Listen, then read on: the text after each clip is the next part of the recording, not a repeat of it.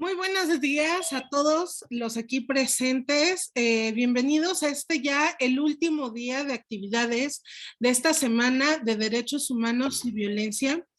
El día de hoy vamos a tener dos temas muy interesantes. El primero es bullying y el segundo es violencia en el deporte, pero en específico vamos a hablar sobre la violencia que se suscitó en el estado de La Corregidora hace algunas semanas. Estos dos temas van a estar a cargo del grupo 610. Entonces, esperamos que sean de su agrado y de su interés. Comenzaremos con bullying. Adelante.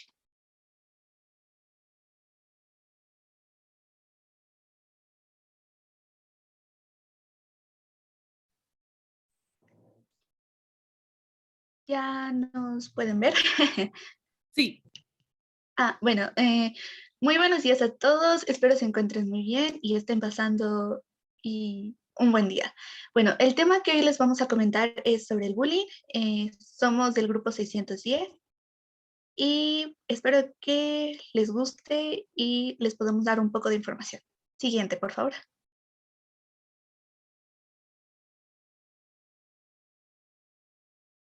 Para empezar, hay que ver eh, la descripción, o bueno, más bien la definición de bullying. Este se le conoce como maltrato entre pares, comúnmente entre menores. No solo está presente en la escuela, sino en muchos medios, entre ellos puede ser en un parque o en donde están los niños. Y bueno, en este ámbito existen dos tipos, el directo y el indirecto. Siguiente.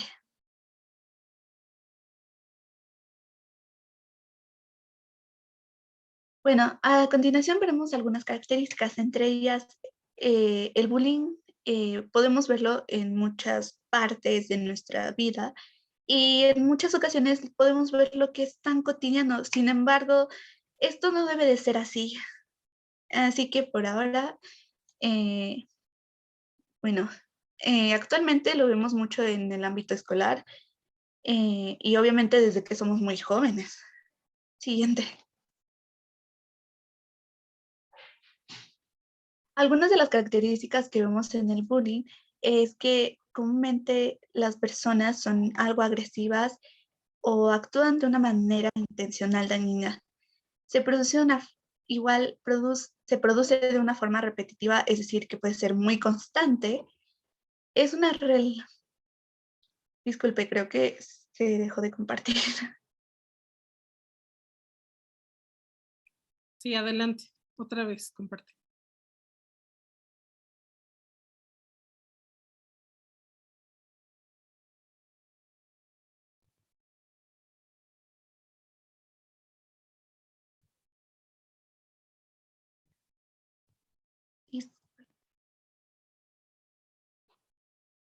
Un momento, profesora.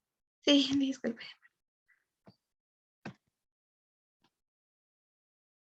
En muchas veces este tipo de bullying puede provocar violencia física, y puede ser dentro o fuera del ámbito escolar. Siguiente.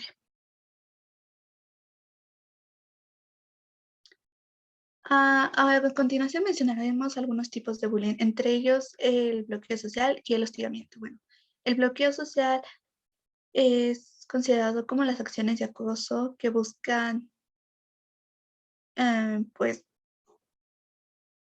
mm, dejen buscar la palabra más adecuada, se podría decir desapartar a la víctima y aislarla de las demás personas, mientras que el hostigamiento pueden ser conductas de desprecio, odio, ridiculación, la burla, menosprecio, entre más cosas. Principalmente es la intimidación. Y pues esto igual es considerada como una de las escalas. Siguiente. Entre ellos igual veremos la manipulación social y la coacción. Bueno, la manipulación social son conductas que pretenden distorsionar la imagen social del niño y envenenar a otros contra él. Es decir, es que una persona intente distorsionar o malinterpretar la imagen de otra persona sin su consentimiento y menospreciarla. La coacción son conductas de acoso que pretenden que la víctima realice acciones contra su voluntad. Es una manipulación igual, pero en este medio podemos ver que son acciones, es decir, podría ser como sin intentar mencionar algunas cosas, eh, suicidio o intentos de este. Intentan y que la persona que crea este tipo de bullying obtenga un poder social. Siguiente, por favor.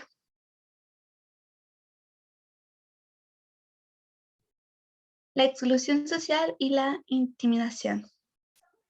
Son conductas de acoso escolar que buscan excluir de la participación de actividades significativas al niño acosado.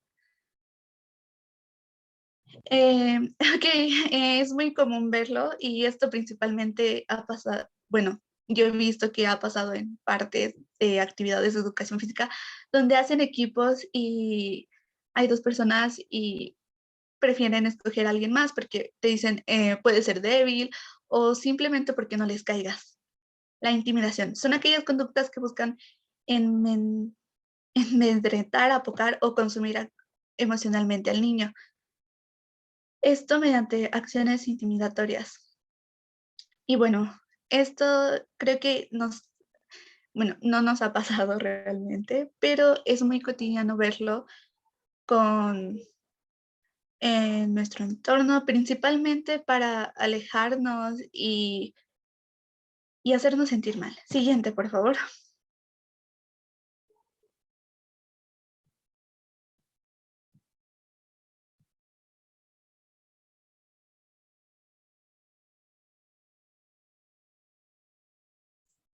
Ay, yo les voy a, ¿sí me ven? Sí. Pregunta. ¿Sí? ¿Sí? Ok. Yo les voy a hablar sobre el ciberbullying. En primer lugar, antes, el ciberbullying es algo, creo que es de los más comunes, por el simple hecho de que todos tenemos acceso al internet, redes sociales, etcétera. Y es uno de los donde más fácil se puede llegar a la manipulación. Como aquí dice, las redes sociales como medios donde los jóvenes comparten información personal que se propaga con facilidad, resultan ideales para enviar o publicar textos o imágenes con el propósito de perjudicar o avergonzar a otra persona. Y estar detrás de una pantalla contribuye a que los niños digan cosas en línea que no dirían personalmente, trastornando de manera tan importante al afectado, incluso que puede llevarlo al suicidio. El acoso por internet es muy sencillo de manejar por el simple hecho de que es muy fácil hacerse un perfil anónimo o algo, o simplemente hacerlo real y decirle a la persona mensajes como te voy a golpear, y si le dices a tus papás te voy a hacer cosas peores, te voy a ir peor, provocando un miedo para que las personas no hablen con respecto a su acoso. Siguiente diapositiva, por favor. El acoso físico es el que consiste en lastimar a una persona dañando su integridad física o daño a sus pertenencias. De igual forma, esto afecta obviamente emocionalmente, ya que recibir un golpe te hace sentirte débil, además de vulnerado y con mucho miedo, lo cual puede llegar incluso a que llegue depresión, ansiedad y puede llegar a provocar el suicidio. Además de, como comentó mi compañera, el aislamiento social que el bullying provoca debido al agresor. Bueno, las amenazas son conductas que buscan lograr algo mediante las amenazas contra la integridad física del niño y su familia. Incluye golpes, agresiones con consecuencias o mediante la extorsión pidiendo al niño desde objetos, pertenencias o hasta dinero. Aquí lo mismo que cuando piden que no hablen por miedo. Son llevados hasta el punto de que les dicen que les va a ir tan mal, que los van a golpear tanto, van a decirle algo importante a tal persona. Por ejemplo, muchos recurren le voy a decir a esta niña que te gusta y te va a dejar de hablar. Son cosas que emocionalmente van afectando al afectado por, ajá, y sí, y pues causan que él no haga esas cosas, como, que es lo que decía, la coacción. acciones involuntarias mediante amenazas por el miedo que es causado el agresor. Bueno, siguiente diapositiva, por favor. El bullying tiene efectos negativos en la salud física, el bienestar emocional y el rendimiento académico de los niños, especialmente si dicha violencia se repite con el tiempo o es severa, además de influir en el clima escolar dentro del centro educativo. A menudo este acoso comienza a través del ciberacoso o ciberbullying.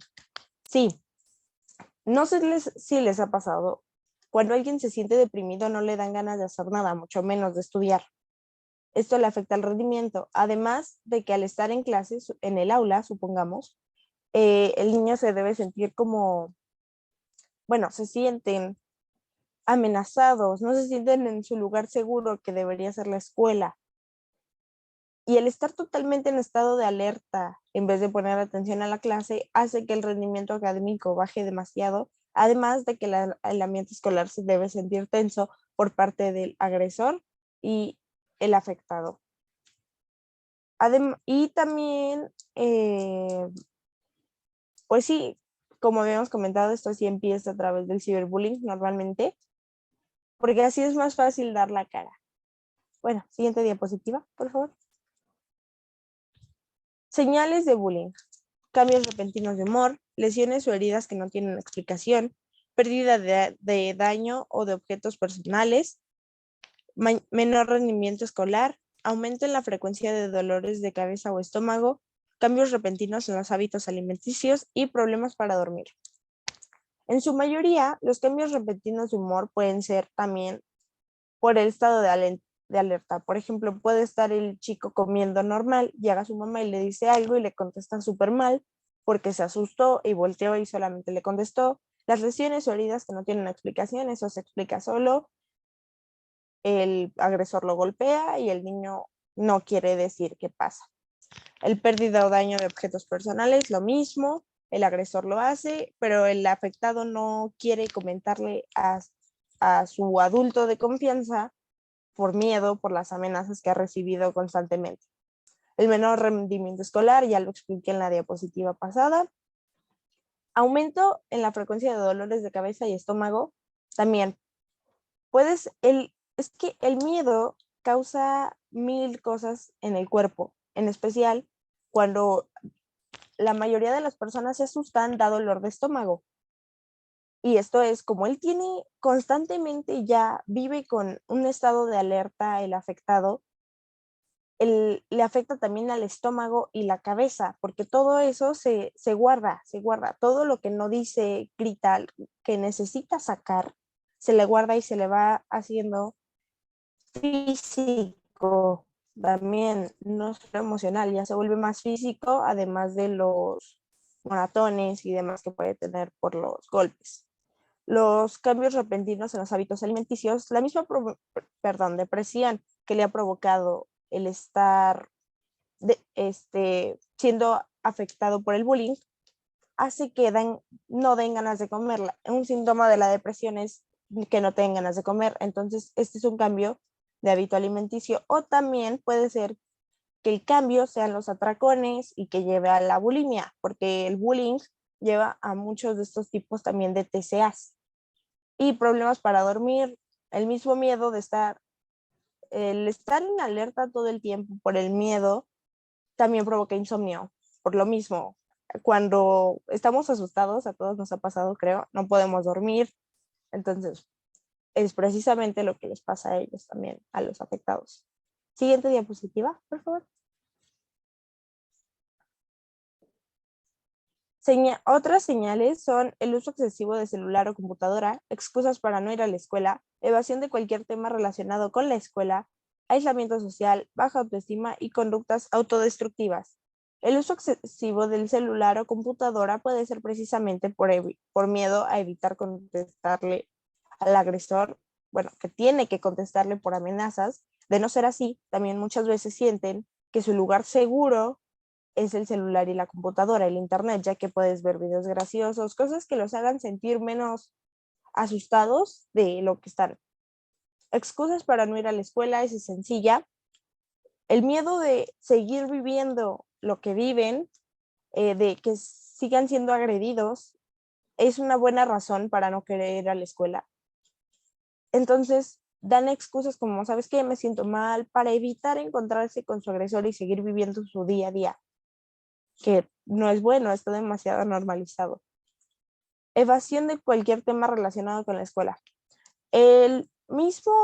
Las mismas amenazas que reciben es una razón para que estén de que no le digan a sus padres. Ajá. Cuando les preguntan por algo de la escuela, ellos creen que tienen que hablar de lo que le está pasando, entonces evitan hacerlo porque saben que de alguna forma lo van a sacar y les da miedo decirlo. El aislamiento social ya lo explicó mi compañera en las diapositivas pasadas, pero precisamente es de los peores casos. Cuando le dicen no le hables porque hizo esto y así, y se empiezan a aislar todos, es una de las cosas que más depresión puede causar. La baja autoestima es por lo mismo.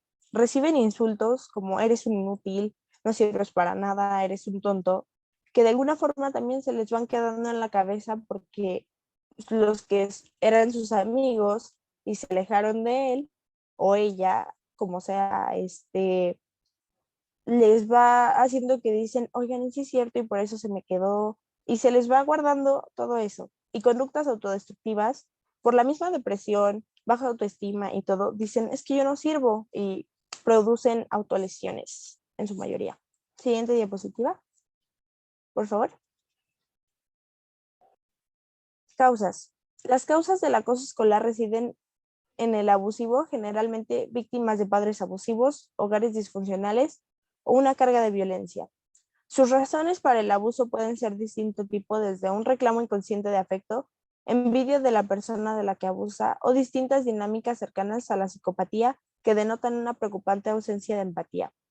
Además, muchos abusivos pueden presentar distintos grados de enfermedades mentales o de taras emocionales.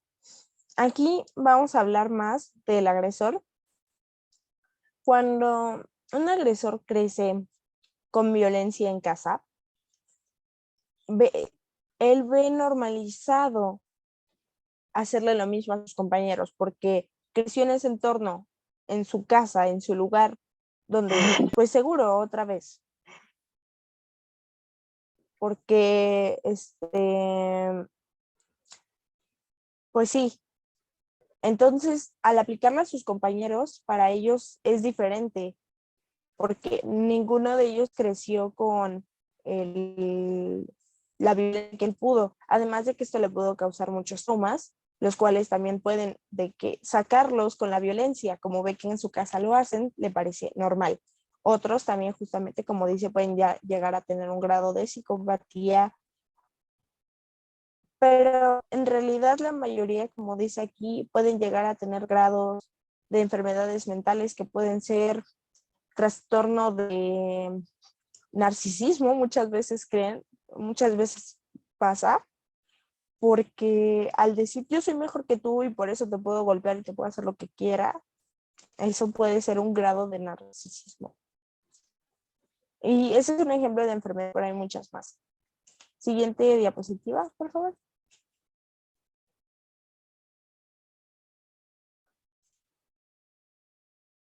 Consecuencias hacia el abusador.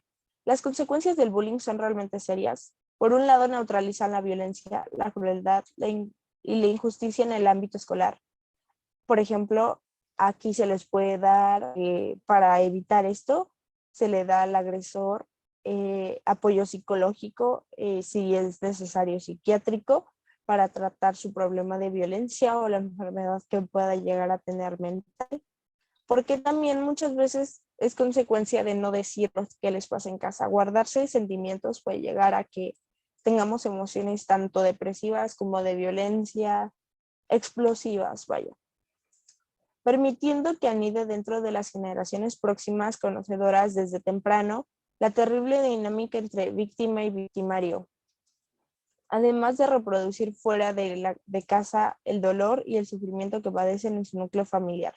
Todo esto del núcleo familiar es necesario hablarlo en un psicólogo, porque así, como digo, se van liberando las emociones, encuentran distintas formas para canalizar esa violencia que sienten en vez de aplicarla.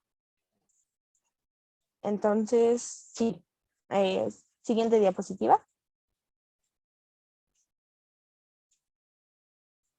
por favor.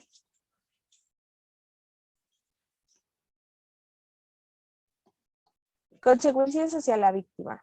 La peor parte de las consecuencias del bullying le toca a la víctima, sometida a tortura física, emocional y psicológica que dejará huella en su psique en formación.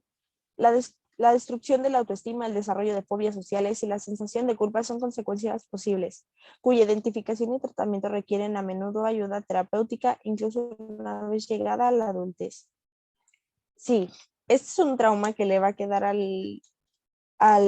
la víctima de por vida, debido a que fue demasiado abuso de su parte emocional y social y físico. Muchas veces estos traumas pueden llegar a provocar ansiedad social, que puede provocar que nunca pueda ser amigos de la manera con la que solía hacerlo antes de ser afectado por el bullying.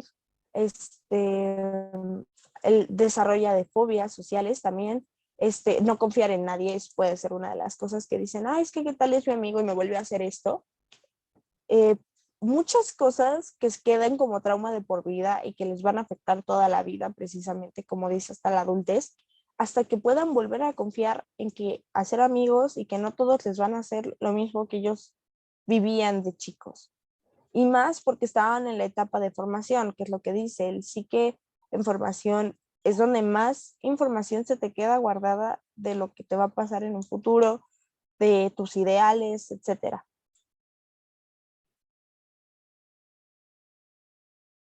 Siguiente diapositiva. Bueno, con mi compañera seguimos con las consecuencias.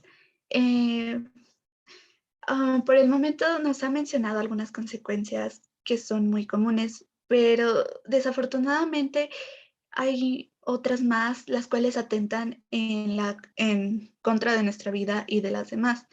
En algunas veces, pues pensamos que esto no provoca nada y pues nada más lo que había comentado, consecuencias muy leves, aunque la cierta verdad es que puede llegar mucho más lejos y no solo con una persona, sino con varias. Y bueno, esto se debe a que las personas pues ya están cansadas de todo este miedo, ven que la mejor salida es pues atentar con su vida y dejar de lado las cosas, la, y también se sienten indefensos, incapaces de poder hablarlo con algunos seres queridos o por miedo de que los vean como defectos o algo así. Y algunas veces esto hace que pasen lo que es llamado tiroteos, que desafortunadamente se han pasado en nuestro país, y algunos asesinatos masivos.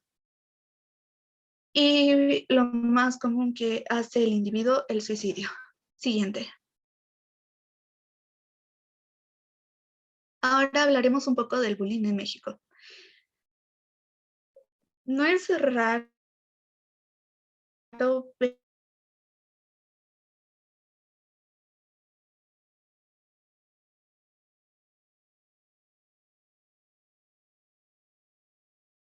la Organización para la Cooperación y el Desarrollo. En un análisis que había organizado en el año 2020, el 40% de los alumnos a niveles primaria y secundaria en nuestro país han sufrido bullying, tanto en escuelas públicas como en privadas. Así que esto no es un problema tanto de sectores sociales, sino es muy encontrado en todos lados. Siguiente, por favor.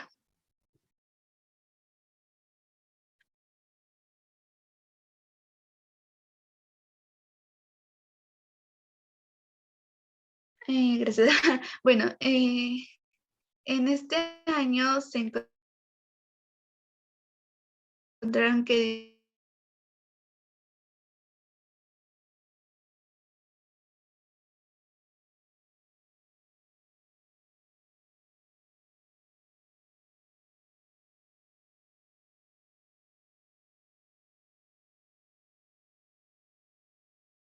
hasta en nuestros mismos hogares pensamos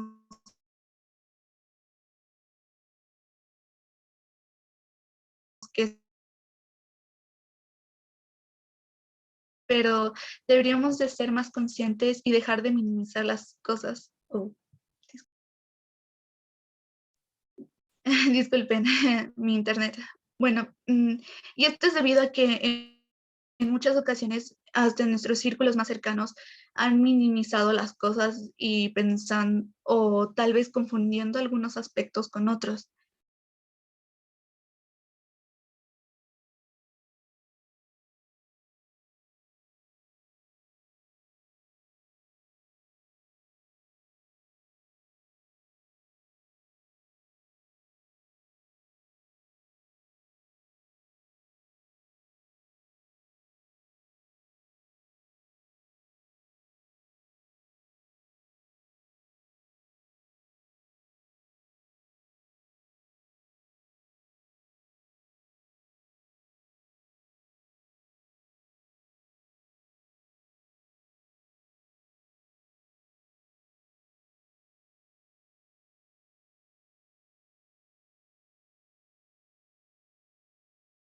Debido a las fallas de internet de mi compañera, yo continuaré.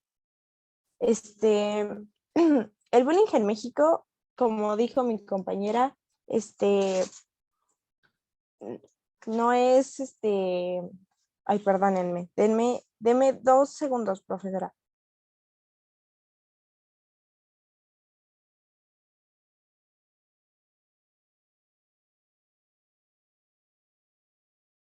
Ahora explicaré el ejemplo. Ya, rápido, voy.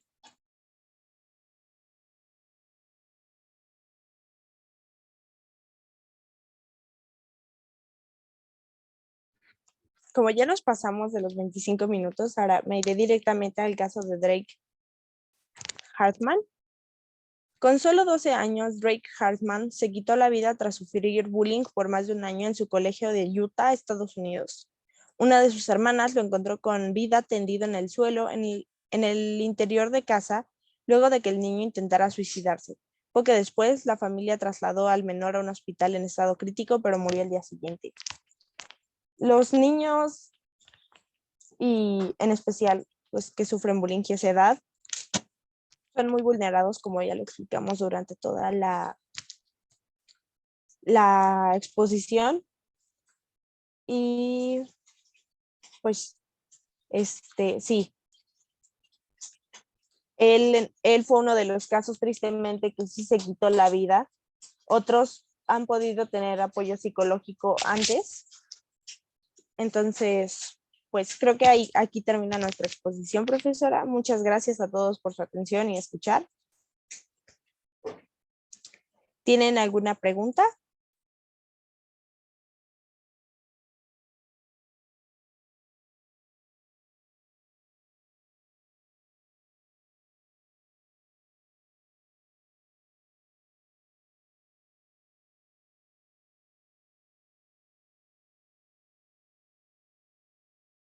No, no hay preguntas, entonces creo que ya terminamos. Muchas gracias. Correcto.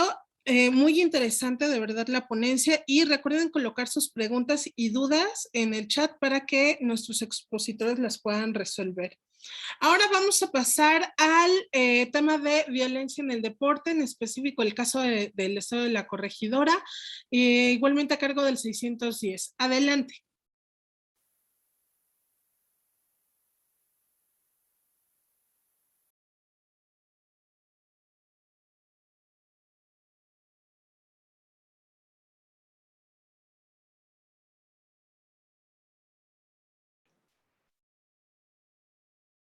El deporte tiene el poder de transformar al mundo, tiene el poder de inspirar, de unir a la gente como pocas otras cosas, tiene más capacidad que los gobiernos de derribar las barreras sociales. Nelson Mandela. Buenos días a todos los asistentes el día de hoy. Nosotros somos del grupo 610 y hoy vamos a hablar sobre la violencia en el deporte enfocado al fanatismo o violencia aficionada. Los expositores serán Albañil Eduardo, Alcántara Alejandra, Velomo Regina, García Valery y Mérida Brenda.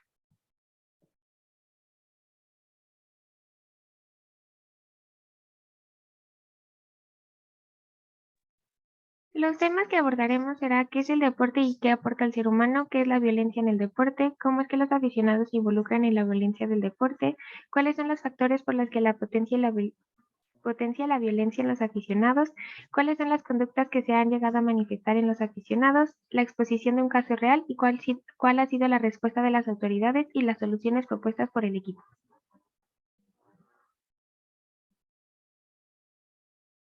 Siguiente, por favor.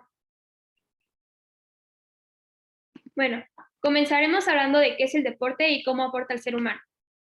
El deporte es toda aquella actividad física que involucra una serie de reglas o normas a desempeñar dentro de un espacio o área determinada, ya sea un campo de juego, una cancha, una pista, etc.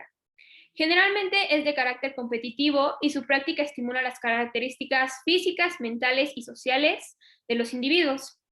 El deporte se distingue del juego ya que este requiere un entrenamiento, concentración y cierto rango de destrezas. Además que se considera como una disciplina que trasciende lo meramente recreativo. Los deportes son parte importante de la vida cotidiana, tanto en su práctica, difusión y comercialización como espectáculo. Por lo tanto, la práctica profesional de los deportes suele estar vigilada y normada por diversas instituciones públicas y privadas. Siguiente, por favor. Bueno, ¿qué aporta el deporte al ser humano? El deporte fomenta la salud, el respeto y la aceptación de las diferencias individuales, promueve la socialización, los valores y el comportamiento. Algunos de los valores que pueden desarrollarse gracias al deporte son la competitividad, la amistad, el compañerismo, el trabajo en equipo, la perseverancia, entre otros. Sin embargo, estas capacidades han ido perdiendo fuerza debido a la actual obsesión de los clubes y algunos deportistas de únicamente lograr resultados buenos. Siguiente, por favor.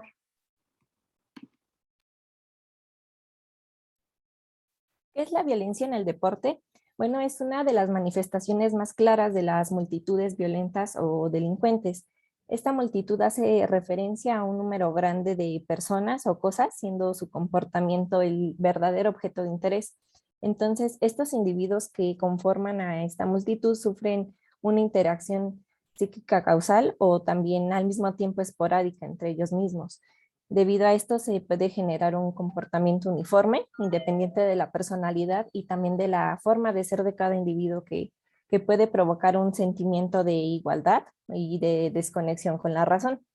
Por ello, la multitud es en sí misma un factor que genera violencia, debido a que la multitud se podría decir que multiplica la violencia individual de las personas congregadas. Para unos autores, definen a la multitud como un número grande de personas que se reúnen en un determinado tiempo y espacio, carecen de organización y reaccionan de forma común con gran emotividad y poca racionalidad. Con respecto a la fenomenología de la violencia y a la criminalidad de esta multitud, es importante mencionar su carácter arbitrario, prepotente y destructor, que es influenciado por esta excitación del momento y también de la sensación de impunidad que surge en estas masas. Estos tipos de agresión en el entorno deportivo pueden ser llevados a cabo ya sea tanto por los seguidores de los equipos como por los propios jugadores. En primer caso, estas manifestaciones de violencia pueden expresarse, por ejemplo, al tirar objetos al campo, verbalmente, también saltando al campo, incitando al contacto violento o poniendo en peligro al contrario, ya sea tanto a los atletas como a los equipos o los seguidores de los mismos. En el segundo caso, la violencia es llevada a cabo por los jugadores, lo que se da como en una elevada motivación por conseguir una meta. Entonces, no existe una intención de realizar el daño al oponente, por lo que varios autores pueden afirmar que el jugador trata de ser asertivo en lugar de agresivo. Siguiente, por favor. Ok, ahora bien, ¿cuáles son las principales causas de esta violencia? En lo relativo a las causas de la agresividad y violencia producidas en el ámbito de deporte, es importante señalar que, como comentaba, son múltiples y variadas. Para algunos autores, la agresión es producto de la frustración, y la frustración se da a entender que es como perder un partido. Por ejemplo, no siempre deriva en agresión sobre el rival. La frustración también aumenta la predisposición para cometer una agresión, aunque luego no llega a cometerse. La violencia también puede estar relacionada con la identificación que los seguidores sienten hacia su equipo, o también la permanencia. Un grupo de seguidores puede cobrar mucha importancia dentro de la identidad social de una persona, y esto puede llevar a que forme parte de su autoimagen, perdón, de manera que puede constituir el desencadenante de una reacción violenta con el fin de mostrar sus creencias respecto a esa parte de su identidad. Siguiente, por favor. Okay, se han realizado varios estudios en relación a la violencia en el deporte y han encontrado que existen varios factores que propician esta violencia. El primero de ellos se reconoce como fanatismo y culto a la violencia, expresando que el deporte puede suponer para algunos un medio donde pueden canalizar estos comportamientos agresivos.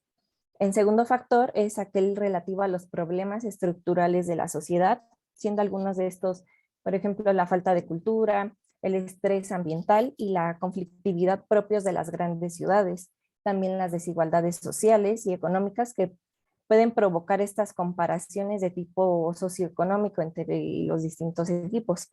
En tercer lugar, tenemos a la tolerancia social, que es un comportamiento que se admite con mayor flexibilidad en el entorno deportivo que en cualquier otro tipo de contexto.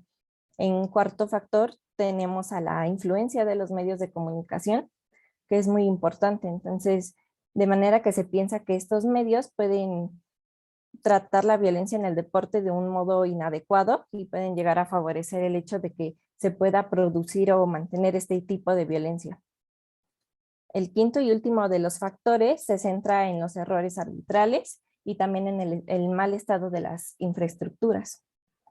Los factores psicosociales asociados a la violencia en el deporte más relevantes y de mayor repercusión a lo largo de estos años han sido la pertenencia a grupos radicales, el racismo, la conexión violencia-alcohol y también, como comentaba, los medios de comunicación. Uno de los factores psicosociales más importantes es el relativo a la permanencia a grupos radicales.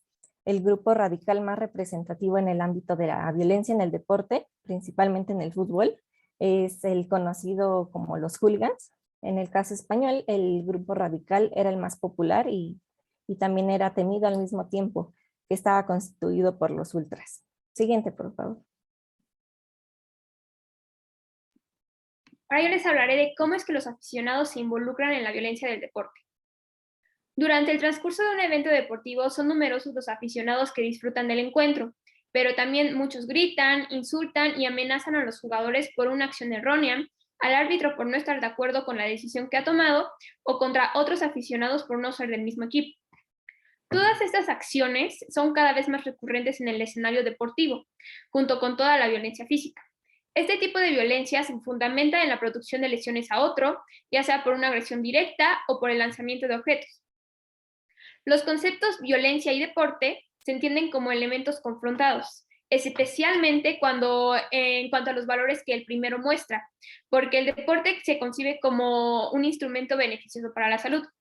Pero antes de esto debemos diferenciar no solo los tipos de violencia, ya sea física y verbal, sino que en qué situación pueden ocurrir, es decir, si se trata de violencia endógena o violencia exógena. Como les comentó mi compañera, la violencia endógena es cualquier acción de carácter violento que surge durante el transcurso de un evento deportivo, dentro del terreno de juego y entre los mismos jugadores. Esto puede ser una patada, un empujón, un puñetazo.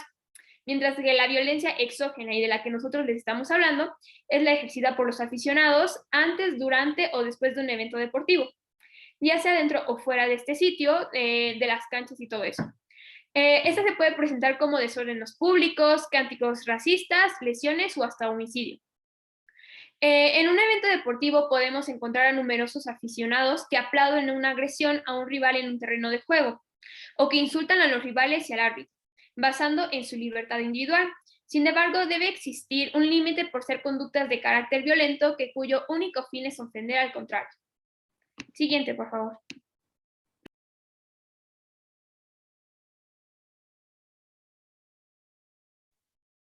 Ok, ¿cuáles son las conductas que se han llegado a manifestar en los aficionados? La mayoría de las agresiones verbales que se escuchan en un campo deportivo se quedan en eso, pero son este precursor e incentivo claro para los actos violentos posteriores, por lo que se deben de evitar y condenar a toda costa como una medida de prevención de la violencia en el deporte, ya que pueden pueden ser usadas dentro del contexto ético y moral. La conducta agresiva se caracteriza por el volumen de voz elevado, habla precipitada, estilo tajante, continuas interrupciones, insultos y amenazas, contacto ocular con el retador, gestos de la cara y postura tensa y tendencia al contraataque. Entonces, por ello debemos saber qué es un aficionado, y es que es aquella persona que siente afición por algún tipo de espectáculo y asiente frecuentemente a él, en este caso el fútbol. Y es que este deporte genera muchas emociones tanto en los aficionados como en los propios jugadores. Entre los más habituales están la euforia, frustración, alegría, tristeza, pasión y locura. Siguiente, por favor. Existen diversas maneras de vivir un partido de fútbol, y es que cada persona puede reaccionar de forma muy diferente ante la victoria o la derrota. Dependiendo de su comportamiento, se pueden clasificar a los aficionados como el aficionado caballero, que es esta persona que no es muy común, ya que se trata de aceptar con tranquilidad que el equipo rival sea superior y le aplaude si lleva a cabo buenas jugadas y siente vergüenza cuando ve a otros aficionados muy alterados. Tenemos al aficionado sufridor, que es esta persona que vive cada encuentro realmente angustiada, y es que puede sentir un sentimiento casi físico cada vez que ve que su equipo comete un error. Tenemos al aficionado silenciado, que es esta persona que vive el partido en un estado de concentración casi místico, de modo que no se pierde ni un solo detalle de lo que sucede en el juego. Asimismo, tenemos al aficionado polemista, que es esta persona que nunca está contenta con nada y ve cada partido de fútbol enfadada con todo el mundo, con el rival, con el árbitro e incluso con los futbolistas de su mismo equipo. Asimismo, tenemos al aficionado fiestero, que es aquel que no le interesa mucho estos partidos, ya que para él solo la excusa perfecta es pasarla bien. Y finalmente tenemos al aficionado supersticioso, que es esta persona que lleva amuletos o cualquier tipo de objetos que según él trae buena suerte a su equipo. Incluso puede llegar a realizar diversos rituales con el mismo fin.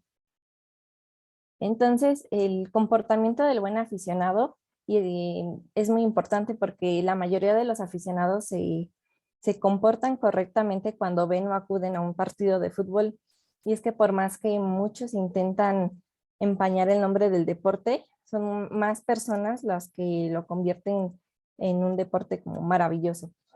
Entonces, un buen aficionado tiene que animar a su equipo tanto en la victoria como en la derrota, y aunque evidentemente sentirá amor hacia los colores del mismo, siempre debe actuar con razón, tolerancia y prudencia.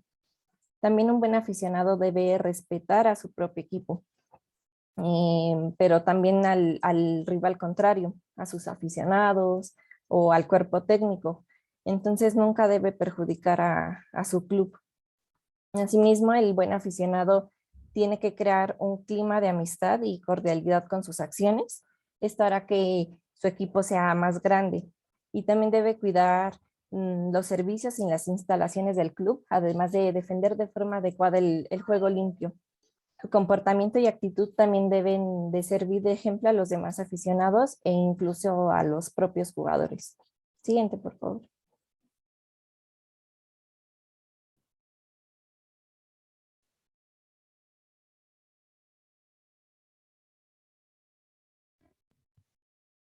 Pues desde 1863 se creó la primera asociación de fútbol, un deporte nacido para dominar el balón con las piernas, integrar a las personas y disfrutarlo.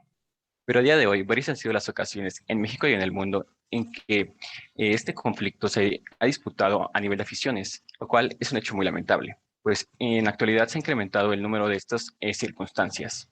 Es por ello que nos preguntamos qué factores promueven la violencia entre los aficionados. Primeramente tenemos el tipo de competencia e importancia que desarrollan los aficionados, debido a que en muchas ocasiones depende del tipo de partido que juegue su equipo, pues el arraigo que tiene desde la infancia se puede acrecentar, terminando en alguna respuesta agresiva ante la menor provocación por parte del adversario. Una situación que no tendría que ser así, puesto que es simplemente un juego de fútbol que se tiene que disfrutar. Por otra parte tenemos el consumo excesivo de sustancias que alteran la conducta de los aficionados, un tema muy controversial y debatido, debido a que se pensaría que el deporte y el consumo de alcohol deberían estar completamente separados. Sin embargo, a día de hoy se ha demostrado cómo es que el consumo y venta de alcohol es una de las principales fuentes económicas por parte de los estadios, y que en muchas ocasiones su consumo excesivo genera conductas violentas, provocando que el aficionado pierda el control y se posterguen conductas violentas hacia las personas que lo rodean. Siguiente diapositiva, por favor. Otra situación muy importante son las conductas negativas adoptadas por otros países. En este punto podemos hablar específicamente de Argentina, un país en donde los aficionados viven a otro nivel cada partido. En este mismo país se crearon los llamados grupos de animación, un conjunto de personas que apoyan, incluso son apoyados por la institución con la finalidad de alentar a su equipo de manera más drástica. Sin embargo, a día de hoy se ha demostrado que estos son los principales generadores de violencia y que en muchas ocasiones no les interesa lo deportivo, incluso tienen otros intereses de por medio. Si bien las faltas de medidas preventivas no son un factor directo, se han hecho un factor determinante al momento en que se suscita un acto de este tipo, debido a que si no se tiene la seguridad necesaria en un estadio, se pueden desencadenar consecuencias muy aparatosas.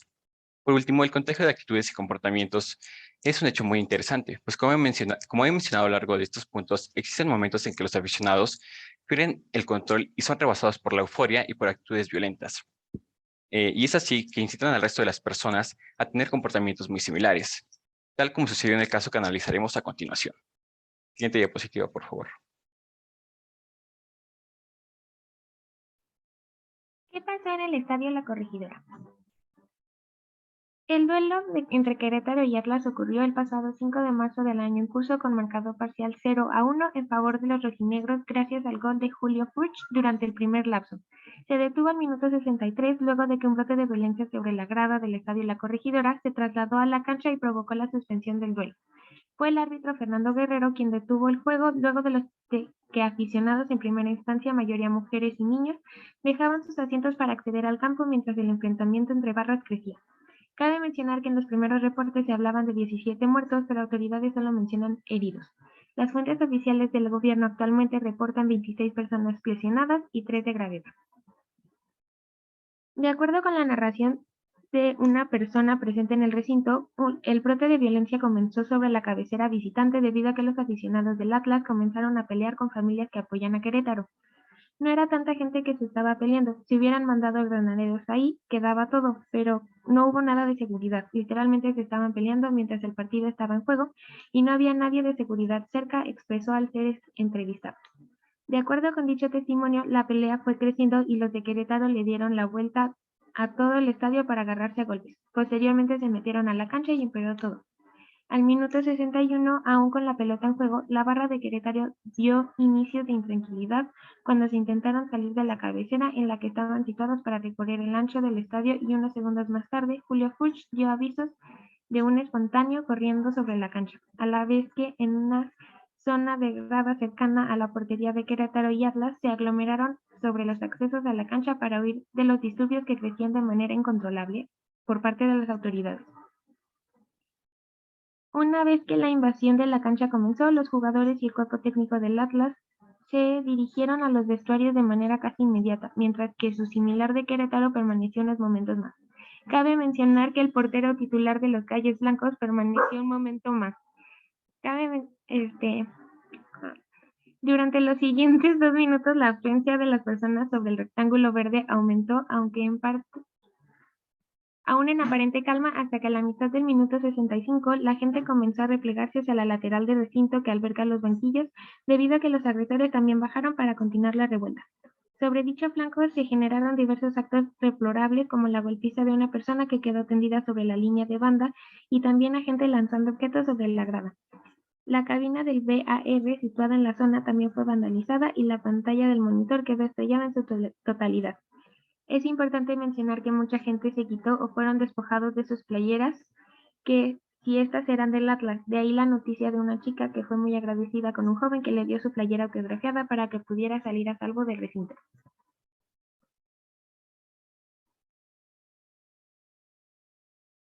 Por mucho tiempo podríamos pensar que lo político y lo deportivo deberían de estar separados. Sin embargo, a día de hoy nos damos cuenta que esto involucra a toda la sociedad.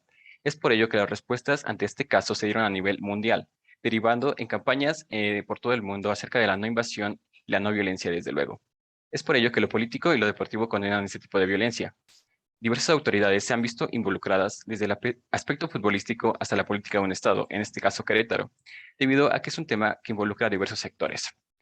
Es por ello que la Federación Mexicana de Fútbol, el organismo encargado de este deporte en nuestro país, incrementó nuevos protocolos en los estadios para identificar y evitar que agresores ingresen nuevamente a cualquier estadio del país.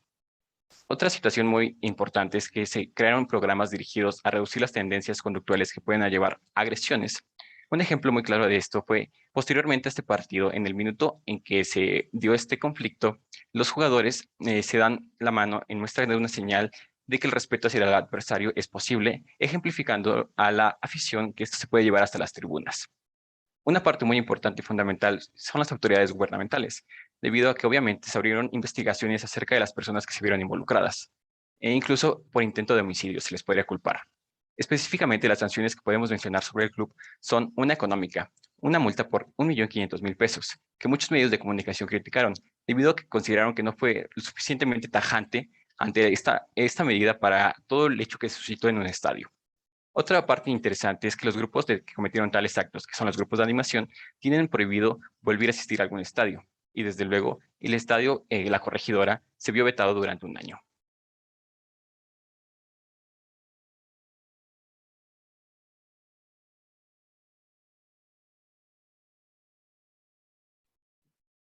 Bueno, para concluir vamos a decir las propuestas que el equipo considera pertinentes o que pueden traer consecuencias positivas a todo este problema.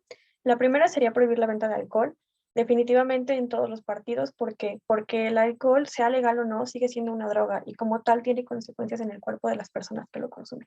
Dichas consecuencias se pueden ver reflejadas en problemas de conducta, cambios mentales. Estos cambios incluyen inestabilidad mental, alteración del juicio, problemas de atención, que pueden ser o son más bien factores de riesgo para propiciar conductas negativas. El segundo sería sancionar a la administración del estadio. Lo ocurrido en el estadio de Querétaro obviamente pudo evitarse si la institución hubiera tenido un control sobre su institución y la seguridad adecuada en la misma. Consideramos que es necesario sancionarlo y prohibir los eventos en él no solo por un año, sino definitivamente. Este suceso pudo traer o tuvo, según fuentes no oficiales, consecuencias mortales. Entonces no creemos que merezcan una segunda oportunidad porque literalmente tienen la vida de las aficiones y de familias en sus manos. El tercero sería sancionar a los equipos involucrados. Es responsabilidad de los equipos, bueno, de su dirección, supervisar y conocer las condiciones en que juegan. Entonces, dichos equipos estaban conscientes de que el estadio no contaba con las instalaciones ni seguridad adecuada para llevar un evento de tal magnitud.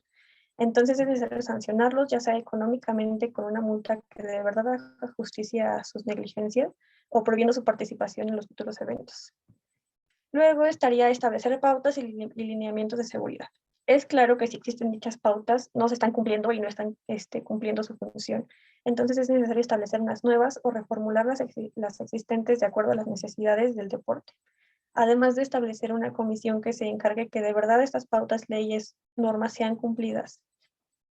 Para concluir, podemos decir que el fútbol es uno de los deportes más representativos a nivel mundial y durante años ha sido una forma de unir familias, amigos e incluso desconocidos. Entonces, la violencia en este deporte es intolerable y no puede repetirse. Es obligación de las autoridades asegurar que podemos asistir con la certeza de que vamos a salir vivos, íntegros e ilesos, y es nuestro derecho como sociedad y como afición exigir lo mismo. Tenemos derecho a disfrutar de nuestro deporte favorito sin miedo e incertidumbre de si saldremos vivos. Es todo por nuestra parte y gracias por su atención. Muchas gracias, muy interesantes ambas ponencias y tenemos por tiempo 2 preguntas nada más. Para la primera ponencia de bullying sería, ¿por qué consideran que algunas de las víctimas del bullying ¿Han realizado estas transmisiones en Facebook, Snapchat, todas estas aplicaciones con letreros anunciando que van a quitarse la vida? Creo que muchas veces es para intimidar al agresor. Podría ser, como por ejemplo, para que diga, ay, se va a suicidar, voy a disculparme, voy a dejar de hacerlo. Muchas veces también muchos le llaman para llamar la atención, comillas, pero yo no creo que sea así. Simplemente es para desahogarse de alguna forma, exponerlo en algún lugar para que alguien intente detenerlo, también para sentirse apoyado de alguna manera debido a todo el aislamiento social que tuvo durante su agresión. Ok, correcto. Y para la segunda ponencia tenemos dos preguntas. ¿En qué deporte se frecuenta más la violencia?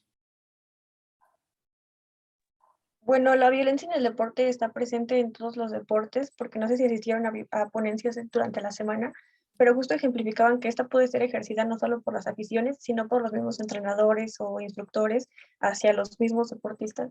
Entonces yo no creo que haya, y esta violencia pues obviamente siempre es por debajo de la mesa, no es pública, entonces no creo que haya un deporte en el que haya más o menos o alguna estadística existente, simplemente existe y pues justamente porque es un tema no hablado, es que sigue existiendo y perdura y pues continúa. Esto que pasó en el estado de la Corregidora fue como uno de los pocos ejemplos que podemos tener de violencia en el deporte y de los pocos que salen a la vista del público en general. Ok. Y la siguiente es, ¿se deberían de prohibir las barras en los estadios de fútbol?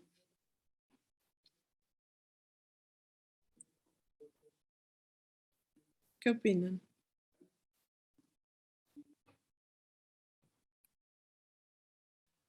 Consideramos que sí, debido a que en las últimas décadas el único fin que tienen estas barras, que a un inicio eran grupos de animación supuestamente con con la única finalidad de mantener o alentar más a sus equipos, pero a día de hoy se ha demostrado que generan mucha violencia y que incluso tienen otros intereses, además de lo deportivo, y es por ello que creemos que es muy necesario que estas barras se quiten del fútbol mexicano.